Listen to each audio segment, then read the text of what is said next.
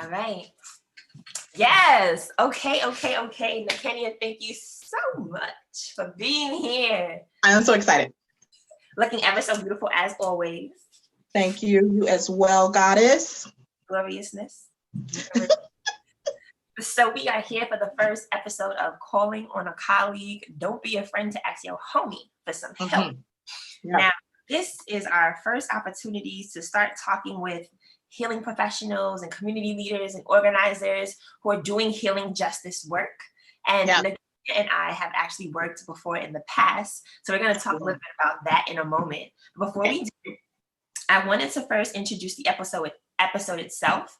It's called Protecting Our Psyches, Spirit Work, and the Six Clair Senses.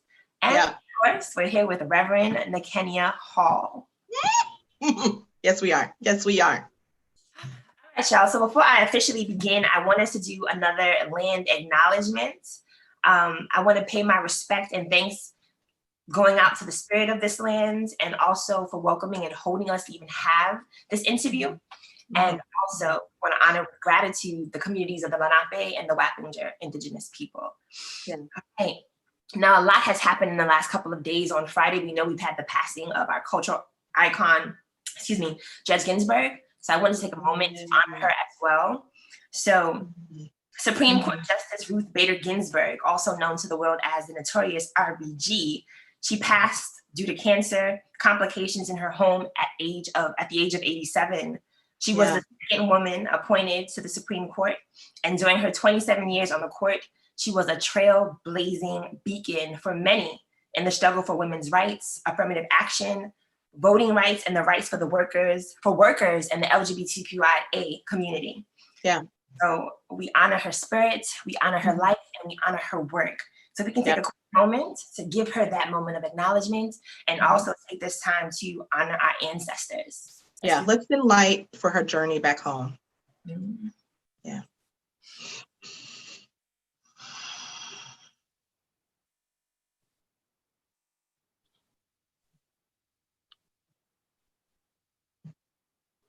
All right. Thank you. So really quickly, an accessibility check. Once again, everyone, these videos are being brought to you by Zoom and streaming live on both Facebook and YouTube. You can find the links in the actual video description box below, next to you, wherever you're seeing it. And I'll be navigating the chats in and out of the chat as we go. Bear with me as I am facilitating the conversation as well. Now, thank you again for joining us, everyone. I know that there'll be more people joining throughout the interview and watching later. Yes. My name, y'all. My name is Kimberly Boyce Lazar, also known as and performing under the pseudonym Kymani Jade. I am an artivist and educator who is passionate about the arts and the activism of the Pan-African movement, and I am the creator of the New African Artivist movement. Now, with me today is my specially invited guest, once again, Reverend Nikenya Hall, mental health counselor, certified intuitive healer, psychic medium, and the founder of Achieving Balance Counseling and Holistic Center, LLC. Yes. Yeah. Yeah. Thank you, everyone. Thank you. Send donations via PayPal. No. All right, Patreon, please find my Patreon link. Okay. I don't have one yet, but one day. Okay. But as I told you about before, Nikenya and I have worked together thrice in the past, 3 times. In 2016, we're on the Manhattan Neighborhood Network, and we did a production, which you'll actually see in some of our previous posts. In a video I posted on Black women, bipolar, and mental health, and had a conversation around advocacy and activism in the community. Yeah. And then we met again in 2017, where we co-hosted 2 mental health forums at Sisters Uptown Bookstore. So crazy. We're 4 years in. This is crazy. 4 years in. We've been doing this for quite some time now. It doesn't even feel like that. Right. But here we are. We've taken it to the virtual space, and we're ready for the next leg of our journey, right? That's right. That's right. Staying relevant in the pandemic. Yes. And shout out to Mr. Khalil Koramanti. He's a personal mentor of mine and a friend of ours. And I have love now. As well. So everyone, I want to first talk about what really even brought this conversation together. So if you get a chance, head over to YouTube if you haven't already, and you will see. We should remind them to please chat in the comment section. We will be checking. Yeah, we'll be checking every now and then. Please put questions. Please put comments. Please put affirming things. Yes. Something you want us to touch on, please do that. We are definitely checking, and we'll wrote that in our conversation. And we're going to try to rock out for an hour. It might be an hour and a half. We have some great content that we're going to give you guys today, this conversation. Yeah, so thank you for staying with us. All right, so yeah, I created this video a couple of months ago now, and it has to do with the 11 signs of mania. And I talk about my experience, not only with mania, but specifically with hallucinations and alternate states of consciousness. And for me, my journey has always been to look at those life experiences within the condition from both a spiritual and a cultural lens, and to do it from the point of intersectionality, right? So where does psychiatry and spirituality meet, right? Okay. So with this approach, I'm hoping that we can start to really consider family structure, ethnic identity, cultural, psychohistorical, and contemporary psychosocial reality. And so I thought, who better than Nikenya to bring on, who really holds all of these arms together. And I'm just really excited to have you here again, right? So I want us to talk a little bit about your work, your vision, why you do this work, how did this all begin for you? Yes. So I am very excited about this conversation. I have goosebumps about the information we're about to share and unfold.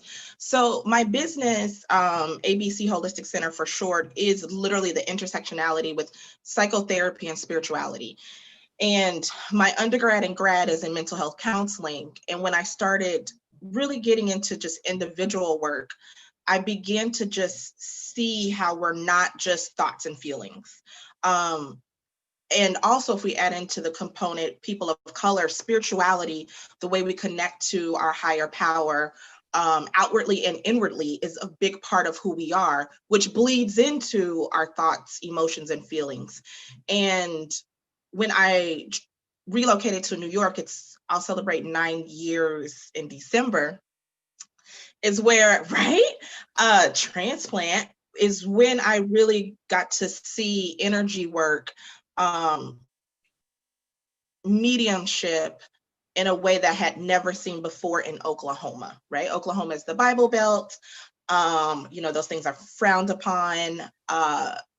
Shout out to my hometown 918, making strides in that department. And so being here was when I was able to actually name the way I viewed the world my whole life. I just thought I was a really good judge of character. And I really just thought I had great discernment. And I just thought I was a really great therapist. But come to find out, I was reading energy the whole time. I thought seeing spirit was just, an extension of my Christianity walk at that time. And being here, I've been able to be a part of programs and sit on the mentorships. And now, as you said, I'm a reverend in the spiritualist community, and that is how I'm able to intersect them both, which for me is so very powerful and needed, and exactly my purpose and where I should be. Thank you for that. Thank you. Yeah. Well, I looked at your website, abcholisticcenter.net. Actually, I'm going to go ahead and type that right in to put down there. Put that in there, right? Tell people. I wanted to know more about the services you offer. Yes. That I could come to you and find support for, and just for us to have an opportunity to learn a little bit more about your work.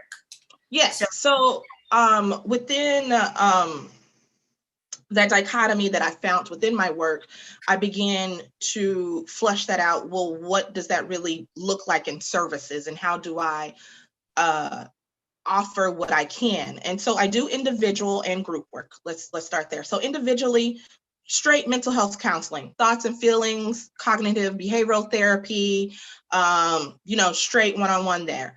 But then I also do intuitive consulting, which is a hybrid of mental health and your spiritual walk. So thoughts and feelings, but let's do a meditation. Let's see what your guides say. Let's do some chakra alignment. Let's do some energy cleansing. Let's pop in and bring into maybe one of your past lives to get information as to why your anxiety is so crippling around a certain subject. And actually that is the most, my clientele right now falls mostly under intuitive consulting. People want the hybrid. People want that. It makes sense to them. And they want to explore and process it that way. I also just do straight energy healing, going in there, just flushing out that aura, cleansing that, polishing that up. Seances, which is, more than 2 people talking to spirit, and then psychic readings, which I am a psychic and a medium. Psychic as in I can tap into timeline, previous and future, and also medium work where I can connect with souls who have transitioned over to the other side. Thank you. Such a comprehensive view of all of this. It is. And then I'm doing webinars like today, and then we're doing sister circles. Yes. So yes, it's unfolding. Okay. Well, I want to look at each one of those separately and then also talk about the sister circles. Okay, great. Okay, so when we think about intuitive consulting, the first thing that comes to mind for me is the Matrix and the Oracle, right? So I have to push past your beaded curtain to come see you. Is it like Whoopi Goldberg in the movie The Ghost? Like, what is the experience like? Right. So most people, yes, they do. That is their reference. Or also they're like, are you like the call me now lady? Yes, and I'm like, call me now. Right. And I'm like, no, not really, but kinda. So with my mental health background, I structure it as such as we do a phone call. We do a free 15-minute intuitive phone call where you just tell me where you're at and what you're seeking. I tell you what I offer and if we're a good fit or not, right? Because ultimately we're entering into some type of professional relationship. And so we do that. And then I talk about pricing and invoices and the practicalness of that. And then we get on a call and when I say call, I mean a session. We get into a session and the client is just saying where they're at that point in time. From the consultation, I know their goals. So I do have goals in my head of where we're going. But they get on the call and they're saying where they are for that day. And during this time, I'm holding space. I'm allowing them to process. I'm remembering what they're saying. I'm making note of maybe behaviors and patterns, and we're addressing it. And then towards the end of the session, which is about an hour, the last 10 or 15, I have, in my guides, we've came to a conclusion of what meditation or spiritual intervention, let's just call it, is needed for that time, which could be a guided meditation, singing bowl, past life regression, just straight energy healing work. What modality will be good for them for that, what they were bringing at that moment. And it changes from session to session. Sometimes they just need to cry for 10 minutes and I play the singing bowl, and that's what's helpful. Or sometimes I'll do a guided meditation where maybe it's bringing them to a field of flowers because they really need some peace for that moment. So that's what the intuitive consulting looks like. Therapy. Yes. Okay, so I want to hear a little bit more about the psychic reading element because as we already discussed, when we hear about psychics, it makes a lot of people uncomfortable. There's a lot of cynicism, skepticism. Oftentimes it's associated with devil work. So can you tell me a little bit more out of that? Took it over there real quick. And just to let's go in that vein. I have been called a whole bunch of things.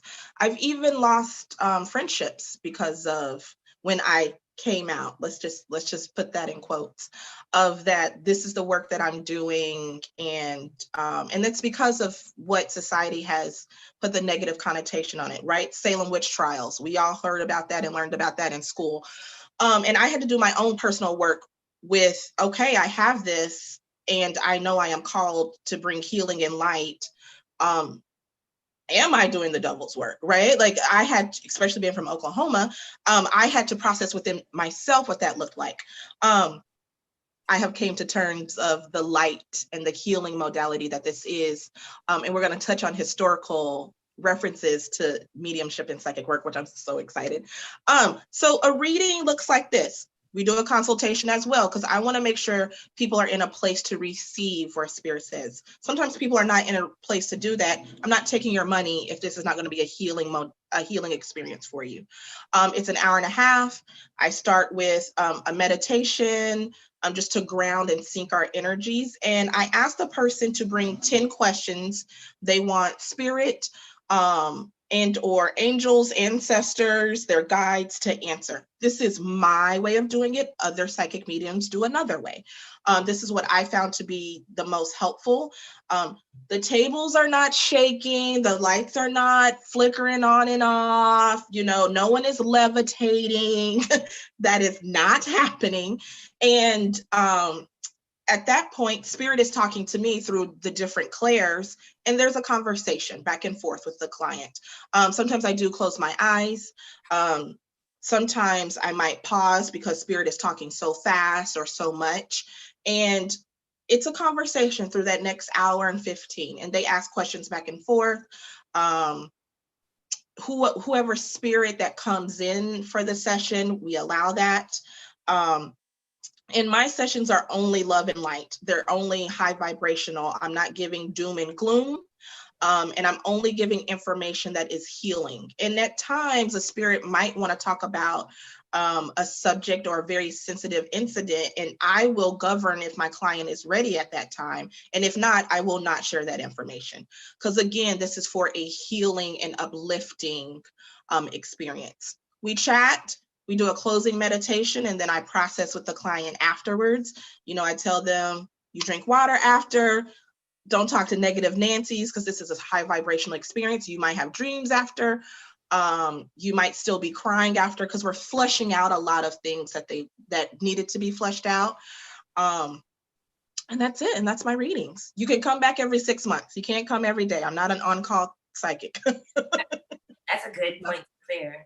Yeah. Some people are, and that is their modality, not mine. Mine is, think about, you go to the gym to get that full workout, and then over the next months, you go to the gym by yourself. Right. Think of it like that. Yeah, spiritual training. Yeah. Okay. Awesome. So I definitely wanted to ask you about, what is the correlation between spirituality and mental health? Man, where do we start? Where do we start? In the beginning. Right. We are such complex beings. And I believe that our soul always wants to connect with the divine, with the higher power, with God, whatever synonyms that you use that reverence spirit. Our souls want to connect with that. I will even go further to say our souls need to connect to that. Now, our souls are also in this human body, our human vehicle for this incarnation. And this human vehicle has thoughts, feelings, and emotions. But you can't separate your soul from the human body, right? I can't just take my soul out and put it over here. So we're all intertwined. So why haven't we recognized that intersexuality? Right? Our soul is in our body has thoughts and feelings. So obviously there must be a conversation or a fluid movement between the two. Yeah. We should explore that. Yeah, definitely.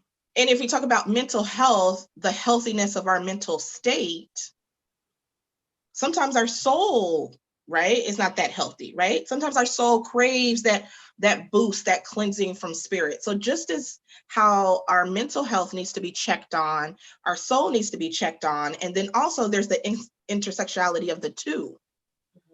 And that pivot point right there is where I rest and reside and uncover and still working and learning. And that's how the two play with each. It's a seesaw. It's a seesaw. It's an up and down. It's a dance. It's a dance. It's not separate entities, which I think we have been taught, that you go do your spirit thing here, but thoughts and feelings are here. It's all intertwined and connected. Right, the whole idea of the body mind. Holistic. That's the psyche, right? Emotional, right. spiritual, physical self is our psyche. Yeah, just like you can't separate your leg from your emotions. Why do we try to separate our soul or our spirit from emotions? Like it just doesn't make sense. You can't take off your leg and put it over here and work on your leg, right? I'm going to do squats over here separately with my leg. No, we're all intertwined. It's a holistic approach. And I think in the last, I would say maybe 5 to 7 years, that word has become very popular.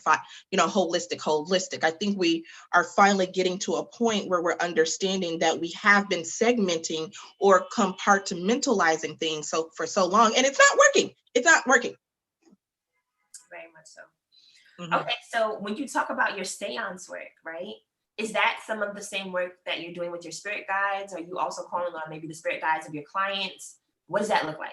Yes. So seance work is, think of a psychic reading, that whole modality with more people.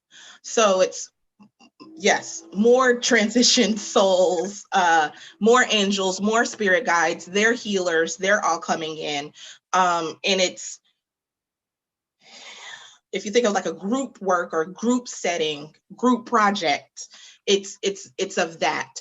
And so spirit is talking to me and giving me information about whoever is all in the group at the same time. So sometimes you'll get a message for everyone, like a collective message, and then you'll give that. Like if I sense that everyone is in grief for some reason, or relationships, or if I'm getting love at that moment, I'll give a collective reading, but then I'm individually going to each person, giving them what they need. And sometimes I might be talking to, let's say, Sally, and it resonates with Megan. That happens too. Or I'll get a message for Sally and Megan, and I'll say, hey, this is for both of you guys. Mm-hmm. Okay, thank you for clearing that up. Mm-hmm. So I really wanted to talk more about the taboo and shame around spirit work that happens alongside and also outside and in the silence of churches and other spiritual paths, spiritualities, and religions. We know right now that African Americans, specifically in the United States, they feel much more comfortable with the Black church. I get this. I grew up in the church. Right. Same. I think a lot of us have grown up in the church. And so it's easier for us to identify with Christianity. It's easier for us to talk about catching the spirit and associate with Christianity, less than maybe our Africanness, right? It's easy for us to think about cleansing a house with sage or talking in tongues in Christian terms as opposed to spiritualist terms, right? So, and that has a lot to do with the transculturation that happened across the transatlantic slave trade, of course. But I want to talk a little bit more about why that taboo still exists, and for you to speak so openly and freely without shame. How can we get to a place like that for all of us? Yes, I did work. So I started meditating in 2006. And my therapist at that time suggested meditation for me. And I went to, this was still in Tulsa, Oklahoma, and I drove to a neighboring city, Sand Springs, and there's a place called Osage of Peace, shout out to them, that was multi-religious, and they offered a more Christian meditative sit in the morning and a more Eastern Buddhist meditation in the afternoon. It just so happened, I couldn't get there at 7 in the morning. I would go to the evening sit. And that is where I started opening up to, maybe there are things and entities outside of the religion that was told to me. During that time, I was already questioning that religion. And that was a major part in my therapy. I was having an interdynamic, like dissonance, confusion state. Like, I've been taught this, it's working, but it's not serving me anymore. Who will I be? What does this mean? And I had to work through that myself, which took many years. And I think the point that I got to was,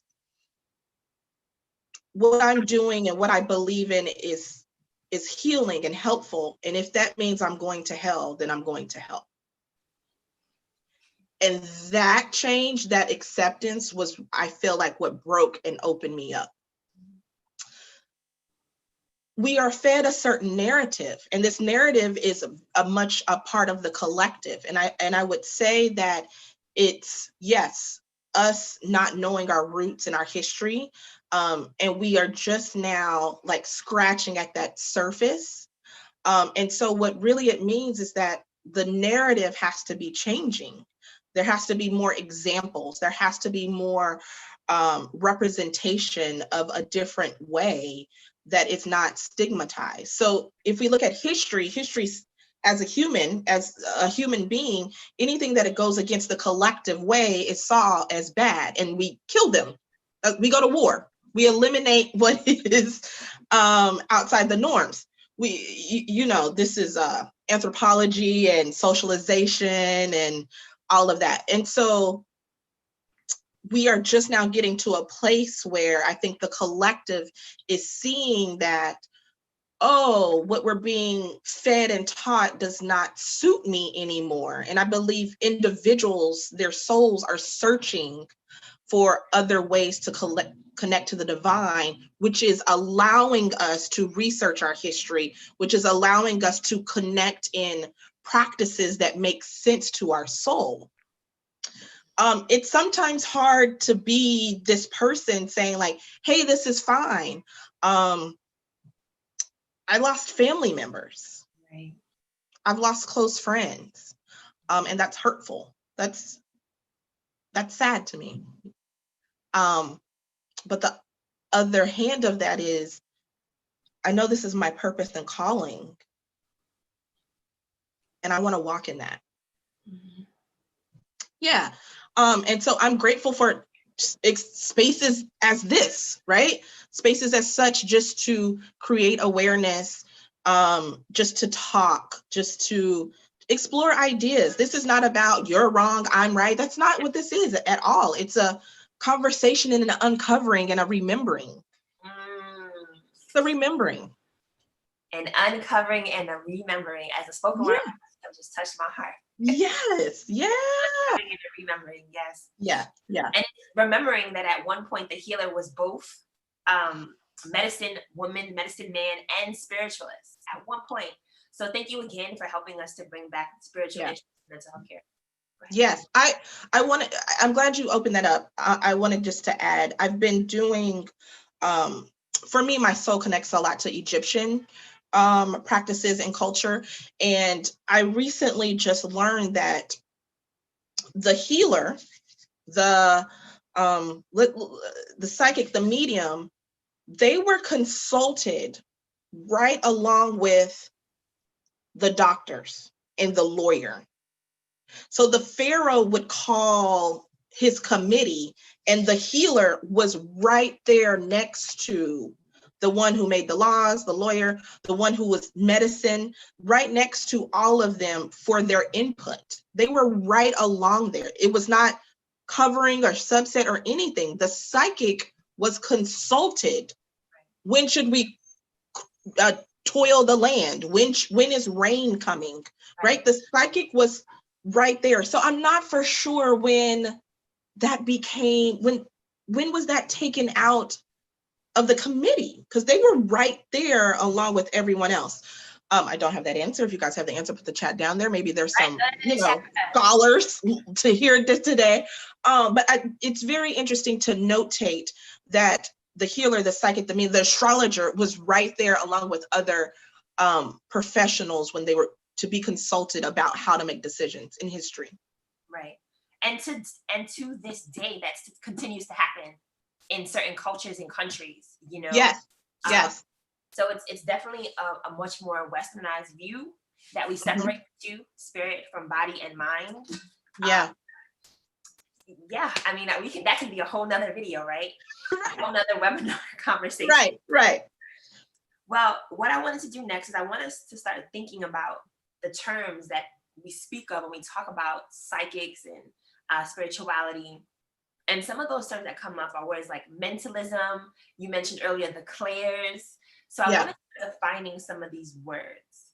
So mentalism in particular, do you want to tell us a little bit about that? Well, a lot of times there's this TV show called The Mentalist. Right. And there's another TV show called Psyche. Right. And then there's, I think I've seen The Mentalist maybe like once or twice. I love The Mentalist. It's one of my favorite shows. Okay. I don't know if it's still airing. I saw one episode living in Barbados and I was like hooked. But yeah, so there's shows like The Mentalist, Psyche, Monk, and in each one of these TV shows, the main character is performing a psychic feat. And I'll put that in quotation marks because they're literally performing this. They don't necessarily tap into any spiritual mediumship. Yeah. They're performing it, and they're doing it because they have such a strong, keen cognitive ability to notice things. Yes. They're picking up on messages that they're then sharing. And this is investigative science in a lot of ways, right? And so there's a lot of questions around mentalism. Is it telepathy or is it trickery, right? Right. So can you speak to that a little bit? Yeah, I think, so there's those shows and then other shows that are dancing around the subject, right? How do you, I like to call it the sixth sense. It's our intuition. We are all built with it. So that gut feeling, that is intuition. So what does it, and I talk about this in one of my sister circles, like, how is it when you think about someone and then they call you? Or you're in a restaurant and you turn around, you feel someone looking at you. You turn around and they're looking at you. So you didn't see them looking at you. There's no anatomy of an eye back here. You didn't hear them looking at you. You didn't hear no name. You didn't taste them. We're going through all the senses. You didn't feel them. They didn't tap you. Okay. You didn't smell them. Okay, you didn't smell them. It's not like they walked by and you smelled some perfume or cologne. Just something said someone was looking at you and then you turn around. Okay, what is that feeling when it's like, don't go down that dark road? What is that? That is your intuition. I don't want to say I'm apologizing for interrupting because I'm going to interrupt. I just want to tell Yeah, get on in there. We're conversing. We're back and forth. Listen, Nikenya, I was on my own block, about a block away from my home. And I was on FaceTime walking, which I probably shouldn't have been. It's like texting and driving. Yeah. And something told me to pause. It wasn't even a warning. It wasn't a cautionary stop. Something told me to pause. So I stopped and looked over my shoulder to the right. And when I did, I saw a man creeping up behind me on the outside of the street, on the inside of a car. And I don't know which one of my ancestors, spirit guides, was it you? No, I don't know. It was. Right. But that moment where I stopped, and this has happened to me multiple times, so this is exactly what you're speaking about. Yes, that is your intuition. That is built in the human form. So, and there's just this mystery and magic around it. And I think those TV shows are tapping into it to just get a little taste of, because we don't know how it works, right? We do know that you get information. Somehow you get information, and somehow that information forms a thought, and then a behavior happens, which is usually right. When you listen to your gut feeling, it usually is right. Why do we even say gut feeling? Why is that? Why do we say trust your gut? Your gut will know. Where did that come from? That's your intuition. That's your intuition. Which actually, let's go into chakras. Your main powerhouse chakra is in your stomach. That is why it says a gut feeling. When we get butterflies in our stomach, when our stomach gets queasy, that's all intuition manifesting within the body telling us what to do. And I think shows and now society is paying attention to that validity. and wants to expose it again with awareness, creating the new narrative. Thank you for that. And I love the idea that this intuition is somatic, and it goes back to, and I touched on this in one of my videos, but I want to say it here as well, the idea that, and we talked about this in one of our past mental health forums, the idea that trauma as well is cellular. Like, we carry those stories in our bodies, so that we know that our mothers are carrying all of the ovaries of their daughters and their children. So we're passing along whatever trauma or experiences, joys, pleasures, and pains that we have in our body. And that's part of that intuition, that knowing this. In the past, this right here would have gave me goosebumps. So I'm getting goosebumps now. You know what I mean? Right. Yes. So thank you for bringing that to the conversation. So you broke down the Clairs. You really literally talked about all of those different senses, and when they're hypersensitive, what does it look like? And those are the Clairs. Go ahead. I wanted to you go ahead. Go ahead. I wanted to just name the Clairs as they are. So a lot of people are probably curious. What if they keep talking about the Clairs? Claire Hudson? Who are we talking about? So the Clairs are things like clairvoyance, clairaudience, clairsentience, clairalience, clairgustance, and claircognizance. And just to break them down really quickly, and we'll do the same thing here as we talk about hallucinations. Clairvoyance is clear seeing, the ability to see things that others may typically not notice. Clairaudience, the ability to have clear hearing. Clairsentience, clear feeling, right? Like, and I want to talk about clairsentience in a moment. Clairalience, clear smelling, like smelling things that others may not notice. Clairgustance, the taste sense. And then claircognizance, clear knowing, which I think can go hand in hand with clairvoyance, claircognizance and clairvoyance. And oftentimes they're thought of as one. No, I don't know. They're separate. Okay, this is my limited perspective. Okay, thank you for clearing that up. This is why we have research, qualified, licensed therapists. You know what I mean? So I wanted to talk about, and this is part of my own personal journey, the connection of Clairs to hallucinations. But I want the opportunity first to talk about sister circles. So can you tell me a little bit about what you're doing with sister circles? So within which this is going to just tie all in together. When I started doing my individual work, I was finding that people were having the same questions and going through the same journey within their own spiritual walk. I feel very drawn to feminine energy, and I want to be very specific when I say feminine energy, because feminine energy exists in all genders, some more than others, right? So I feel very strongly that I should be helping those with a lot of feminine energy on their journey. That's who I connect with. I possess that a lot. Clearly, I'm a girly girl, you know. So within, I saw a lot of my clientele having the same questions or being on the same road. And I was like, why don't we just get together? Like, why don't? So my mental health brain was like, I want to do group therapy, you know, because I'm undergrad, grad, first mental health.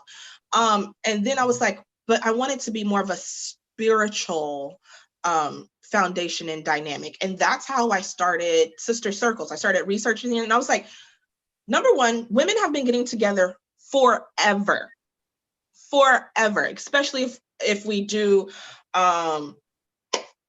cultures where there was a more masculine head and then there was multiple wives. The wives would get together when they menstruated.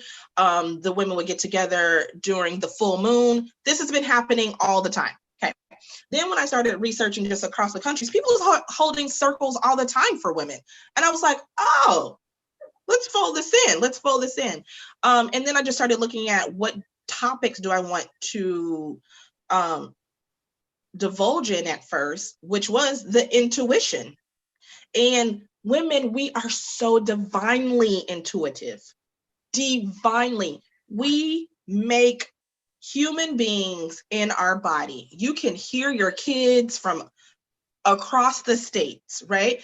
We just know when our fellow friend is hurting. We know when our fellow romantic partner is hurting. We are just divinely intuitive.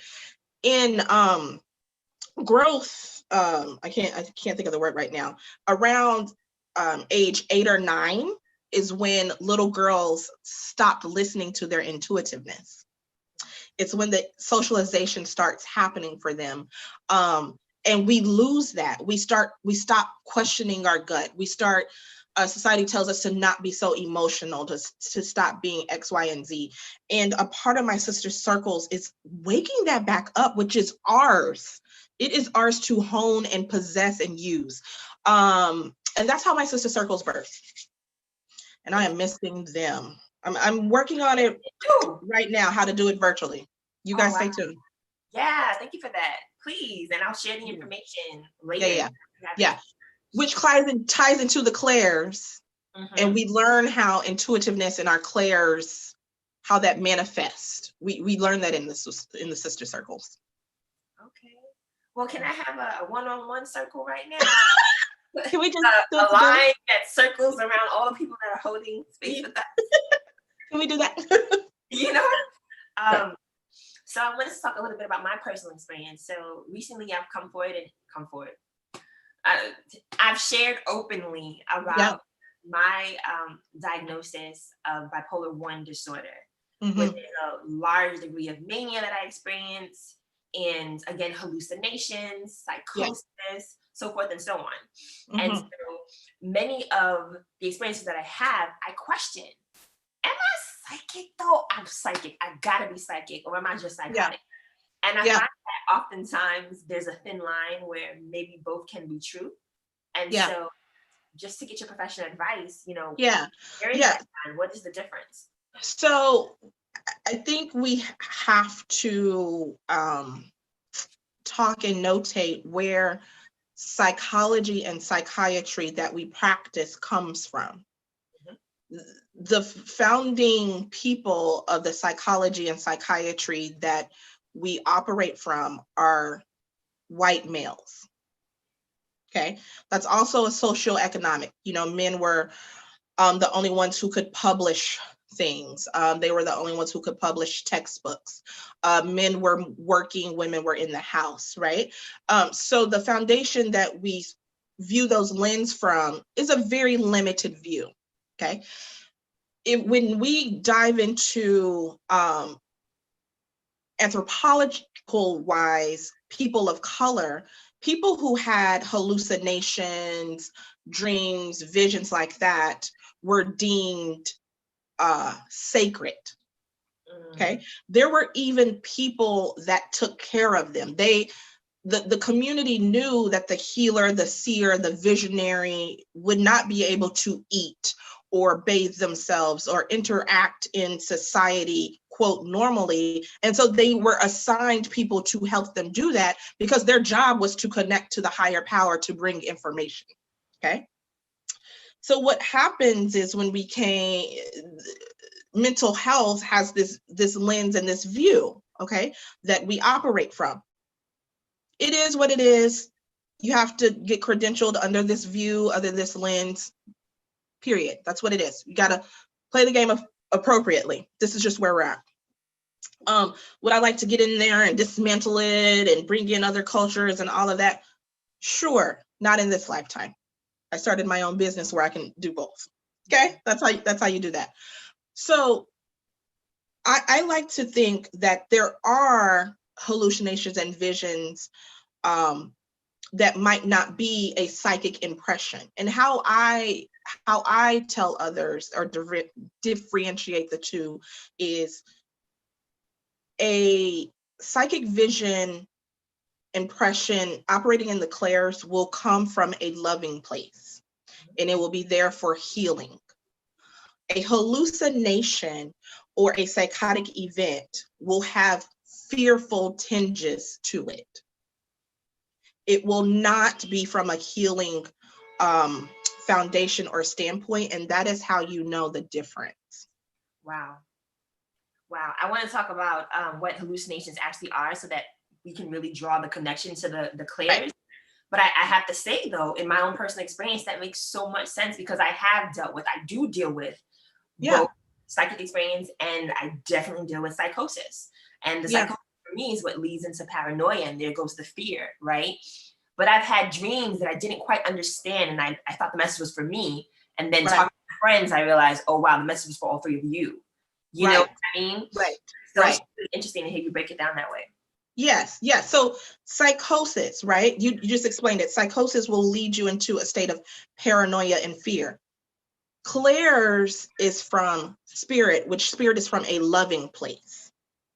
And even information that might be a warning sign is still from a loving place. So think about the person who raised you, right?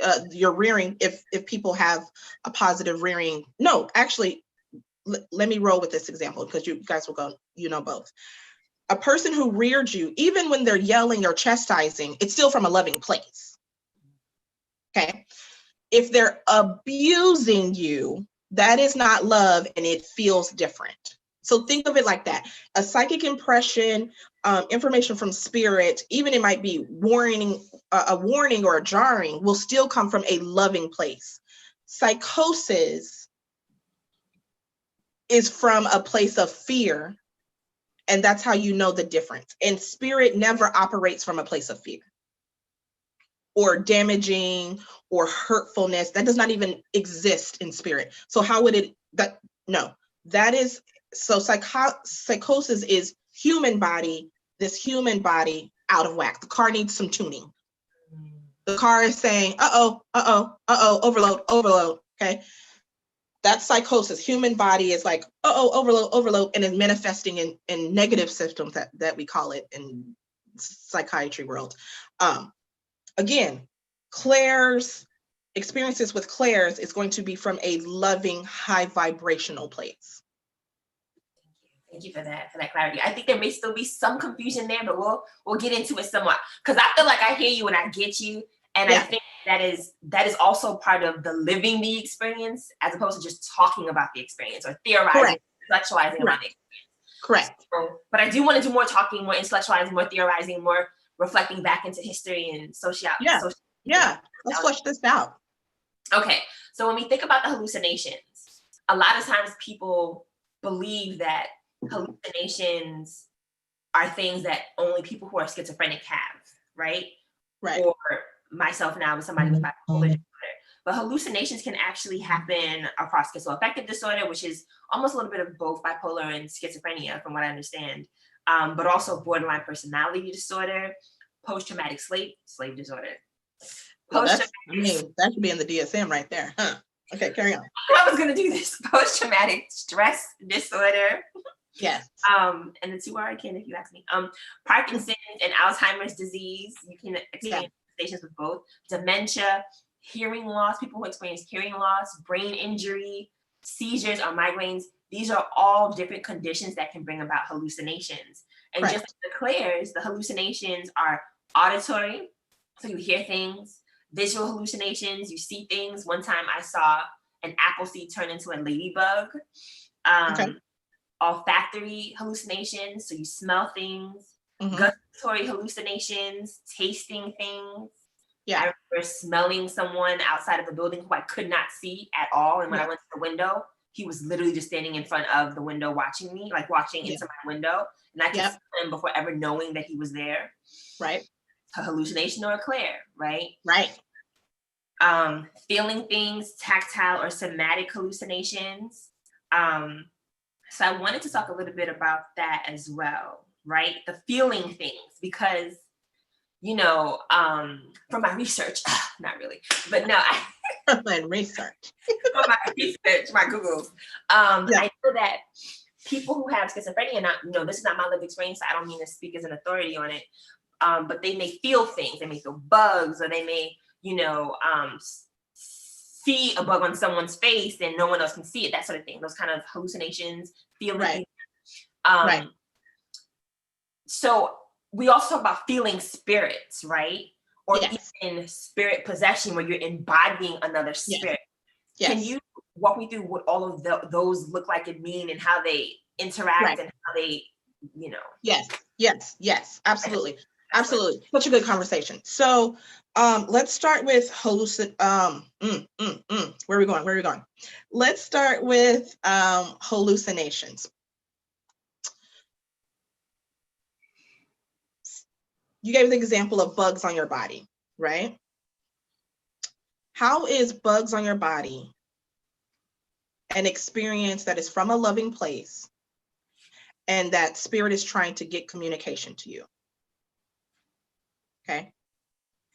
If you can't answer that, we're in hallucination box. Okay. Hallucinations, you can't usually stop either. Psychosis, you cannot stop. Okay. You are sucked in this tornado and this experience, and it stops when it's done with you, not when you are done with it. Okay. Spirit work, vision, spirit talking to me, I can stop those. I have priority on the earth plane. Spirit cannot come in and hijack me without my without my permission. Psychosis is someone is getting in your human car, kicking you out the driver's seat, and they driving the car, and they not done until we done. And just even my example that I'm giving, you see how that psychosis is from a negative, it's from that place, this fearful place. I am taking a hold and we gonna do this right, okay? Spirit is, I have a message for you or someone else. I would like for you to give the message. I can stop the message at any point. I don't want any more messages. That's beautiful. I'm done, okay? Those are the difference. It might also, spirit work, any type of way spirit is communicating with you, there will be a message tied to it. There is a almost a call of action, or there is information that you need. Psychosis can just be, you're in the jungle just doing the whole thing, and there's no rhyme or reason for this experience. And it's draining, and it's hard, and it's exhausting on the body and the mind. A vision is going to leave me. You see my pivot? You see my pivot here? I'm giving y'all visuals. Spirit, even when I am in a very deep spiritual experience, I am going to leave uplifted and fulfilled. Even if spirit was working on me for 3 hours. Yeah. I'm still going to be, I might be tired as in I need to go to sleep, but it's going to be the best sleep I get in my life, because it's a high vibrational loving experience. So that is how you'll separate the two. Sometimes it takes trial and error.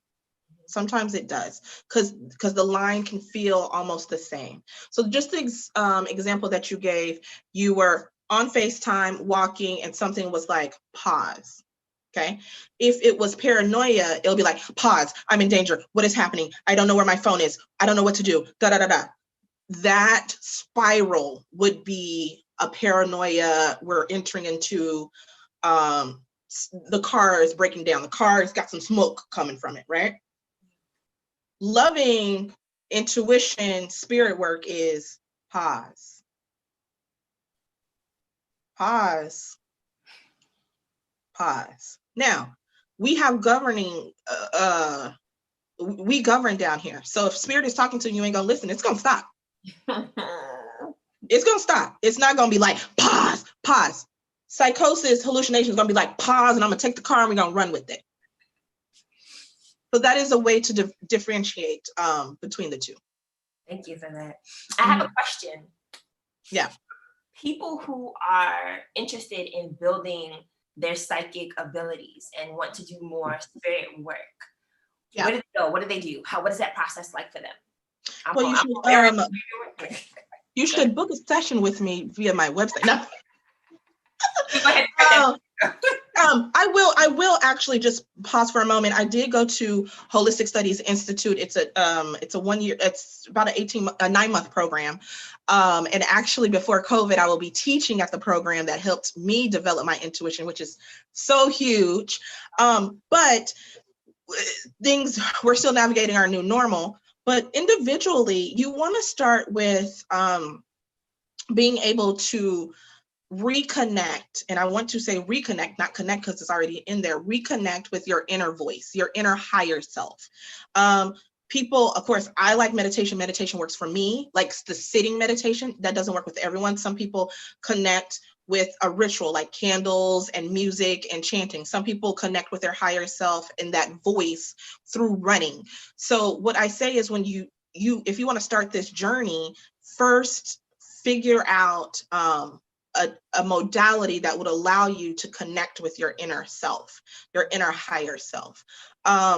And when it starts speaking, listen to it. And then start acting on it. And once you start acting on it, it will start talking to you stronger. It's like a muscle. So you got to build it. You got to build it. So I would say start there, and then that will well put you on the road.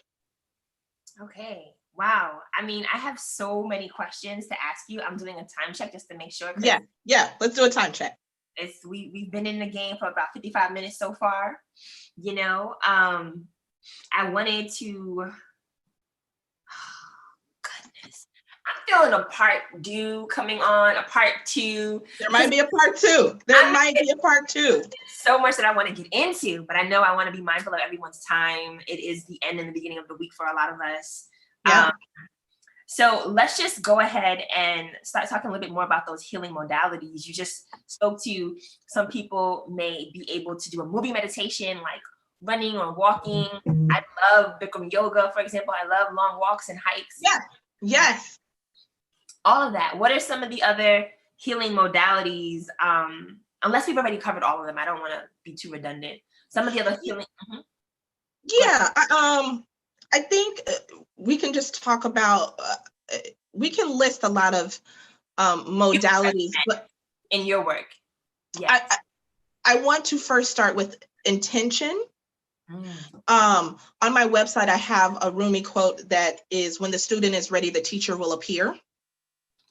And I think first, if you have the intention that you just want to connect, spirit is never going to be like, nah, bruh. Like, spirit would never do that. So first, if you have that intention and your heart is open that you want to connect, spirit will come. And then try all the modalities, try what fits for you. I think this is very indicative of how we opened up the conversation. Is like, I believe we're in a time where people's souls are saying, this modality does not work for me. I need to try different ones. And I say, try different ones.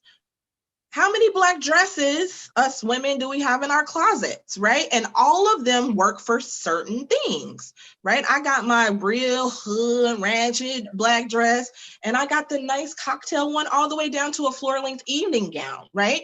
So connect with the modality that makes sense to you and understand that one size does not fit all, and one modality does not fit all, and that it's a journey. What worked for me when I first started out, it does not work now. I'm now moving into what I say my more witchy phase in life, where I'm chanting and dancing. So I wasn't chanting and dancing 5 years ago.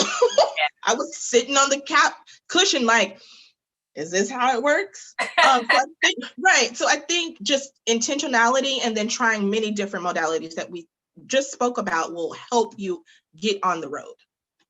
Thank you. Wow. So much crucial, critical, just inspiring information for me and for so many people that are listening and are going to watch. I can tell. I know already. I can feel it. So I think what I want us to talk a little bit about is the pathologizing and criminalization of these spiritual practices. You know, there's definitely been a failure to distinguish clinic and culture in our mental health care systems. There's a reliance on a heavy psychoanalytic interpretation that then pathologizes cross-cultural spiritual behaviors. I think that we need to reevaluate this. From my perspective. Michael Harner actually coined the term cognocentrism, which is the negative bias towards alternate states of consciousness. And so as we wrap up the conversation there, I really just wanted to get some more insight from you about what do you think about the whole criminalization of this entire community of people? Yeah. I think that goes back to, again, where the psychology and psychiatry we have in the Western world, where it comes from. And so our foundation already excluded people of color in their practices, right? It went into spirituality and magical and mysticism, and did not incorporate some of the things you can't put science to. Right? How do you put science to speaking in tongues? Okay, how do you put science to that? But also, if I'm in a higher meditation, sometimes my tongue just says syllables that feels correct. How do you put a science to that? So I think we just also have to put that lens there, that is where it's coming from. I do think people like me and others are coming out and about, and even shout out to my own therapist, that when I'm in session, she will say, okay, now I am coming to you from an African comedic sense, comedic lens. And truth be told, in my own therapy sessions, the African comedic lens makes sense to me. And that is where I can pivot and get healing from. If we're just doing thoughts and feelings, I'm like, I can do thoughts and feelings by myself. It's not helping. So I think there are people out there who is already changing the narrative. Hopefully, I would like to see in the next 3 to 5 years that there's more textbooks, that people who are getting their master's degree, it will not just be Freud, that it's Freud and so-and-so, it's Freud and so, that are not just white males, that it's all spans of what mental health looks like from all practices. I believe that's where we're going. It's definitely a gap, but I also see the clientele is saying it's a gap and this is what I need, which is producing people to give that to the collective. I think we're there. I think it's happening. And also, just to notate, spirit, and even in indigenous cultures, those practices is never going to have you behave in a way that is hurtful or unlawful, right?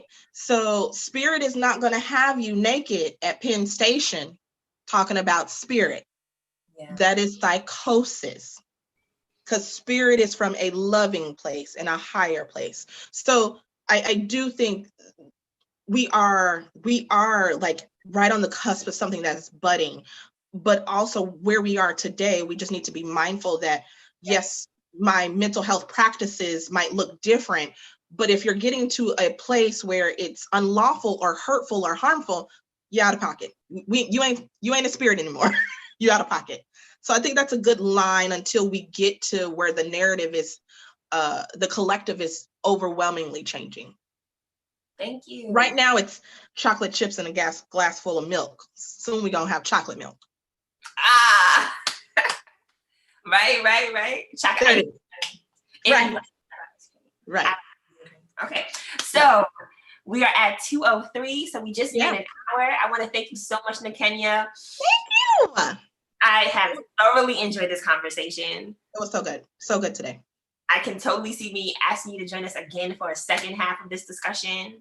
Have me. Please, and thank you. Before we go, I definitely want to share some resources for the community. Still, we are in National Suicide Prevention Month. And so as a reminder for those of you who were with us in my last live, there is the National Suicide Prevention Lifeline. And I'm going to share that information in the chat box as well. It provides 24/7 free and confidential support for people in distress. Prevention and crisis resources are for you and for your loved ones, people you know, you may know of, and best practices for professionals. So let me go ahead and copy and paste both the number and the website for the National Suicide Prevention Lifeline. I'm going to paste that now. And all of these resources will stay in the comments and they will be posted in length under the video description box over on YouTube for later. Because this live is going to get lost in our threads over time, but you'll be able to find it there on YouTube. Great. And secondly, dealing with COVID-19 has been extremely difficult for many of us. So I wanted to give everyone in the New York State area some COVID-19 community resources. Yeah. So I'm going to share with you a website where you can connect to health services such as pharmaceuticals, food services like grab bags, different community organizations that are helping with housing displacement and eviction relief, as well as resources for both the immigrants and LGBTQIA+ community. And this website offers their services available in multiple languages from Arabic to Yiddish. So amazing. Yeah, let me find that link. Copy, and please feel free to share this information with your friends and family. You can literally just copy and paste the content to your own page so it's available to others who may be able to benefit from it. And feel free to share our live. Share it with your friends who may have missed it. Right? Shareable across all social media platforms. So please do. Absolutely. And my website is in there, right? While we sharing all these it's one of the first websites. There we go. There we go. I'm gonna post it one more again. Just cause where is it? Okay, there we go. And I'm gonna type in your name this time so people know the reference. So you can find Nikenya, tell us where we can find you. Yes, I am on Facebook and Instagram. Those are my main two platforms. Nikenya Hall on my social media is public. My business is Achieving Balance Counseling and Holistic Center. We are LLC'd over here. ABC Holistic Center for short on Facebook and Instagram. And Nikenya Hall on all platforms. Just put that in. You'll see me with my blonde hair. I'm there. I am there. Okay, thank you. And also my website, abcholisticcenter.net. Okay, I'm gonna type in your Instagram handle afterwards because it just popped up another window and it got confusing. So right. Thank you. Yes. Okay. Well, thank you all again for helping us to create communities of care and collective consciousness. Once again, my name is Kymani Jade. Depending on how you know me, Kimberly Boyce Lazar, Kim for short. Right. And you can find me online at Kymani Jade. I'll type that into the comments as well. Right. And please, if you haven't already, join me over on YouTube at Kymani Jade. So I'll share that link with you in a moment. And while you're there, please check out my latest videos, 11 Signs of Mania and Bipolar Disorder, which will be really helpful for this conversation. Yes. Distinguishing the two psychics versus psychosis and what the difference can look like, right? Yeah. And then also check out our last live video, Artist Blueprint, Stress Management, Mindfulness, and Building Resilience During COVID-19 for more resources on how to cope with during COVID. And yeah, I think that's it. Let me just go over here. Got 5011 things open. Yeah, so join me on YouTube. Thank you again, Nikenya. Thank you everyone. Thank you for having me. Always a great time when we link. Always a great time. It was. The time went by so quickly. I feel like there's so much more that we can do and we can offer, and we will be back. So thank you. Sounds good. Enjoy your Sunday. Same to you, Nikenya. Peace, people. Bye, guys.